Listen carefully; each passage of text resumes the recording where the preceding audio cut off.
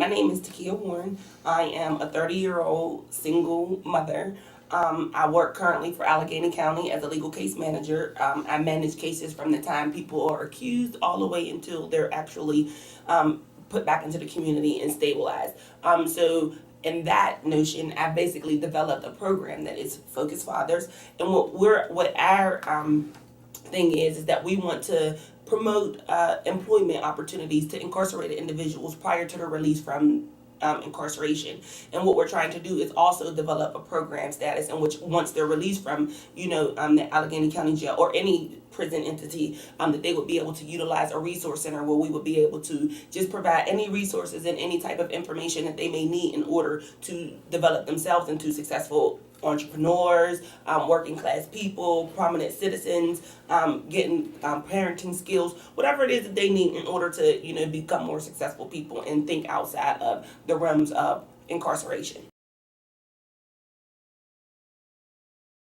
What it was that for the most part, it's like I'm currently and still working and employed in what it is that I do. I love helping others. So I've always kind of constructed something around what is missing and what is the situation to why as these individuals aren't able to, continue on to their successes. So in me actually working the field and getting more I guess I want to say a little bit more savvy with the way that it works, the way that it operates, and the needs that are definitely needed. It promoted what it is that I actually want to do. So in that process, I started asking around and started doing a lot of different things in terms of research and just kind of like comparing different programs that already exist and different things that already exist within the judicial system that, are linkings or transition age stages for these incarcerated individuals. And I just started, working and developing a business of my own that I know for a fact that would be very, very helpful because these are things that are offered to these type of individuals.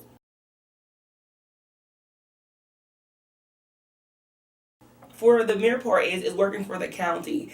That is an obstacle in itself because of the fact that it is one of those entities or whatever where a lot of programs and a lot of situations and a lot of developments comes through that through the Allegheny County rims. It's kind of hard when you're trying to do something and work for them at the same time because it can also be a situation where you're kind of jeopardizing your own employment at the time, but at the same time you still want to be able to move forward because at the end of the day, and this is just me speaking, no one determines my fate but me. So no one else has the determination or the passion or the feelings that I have for what it is that I've created. So at the end of the day, it was just for me to continue to move on, continue to truck no matter how many opportunities were shut down, how many times I was told that it couldn't happen, how many times that I was told that, this isn't something that's being looked at right now, or just whatever the case may be. I just found other avenues for other people that had the same passions and the same vision, and we were able to collaborate together and come together with something that did fit for us. Of course, there was also some type of conflicts in terms of just like the participation of the people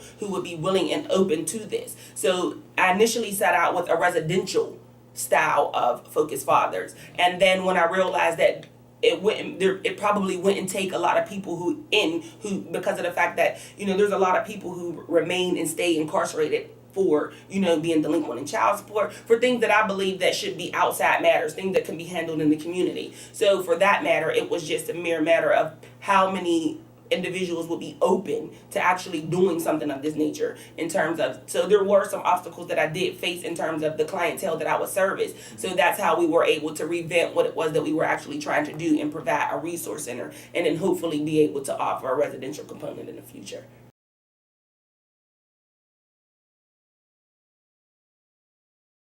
I think that what I would have had done differently was the fact that I would have actually took into a focal in which it was that was more so researched in terms of need on top of my experience and what it is that I have observed on my own, to just have a more concrete plan in terms of moving forward instead of an overall, like, how do you continue to develop, how do you continue to implement new divisions or new services or new things of that nature, whereas I would have focused a little bit more on it as a whole instead of adding things and adding components as that I became aware of them. So that would have definitely been something that I done differently.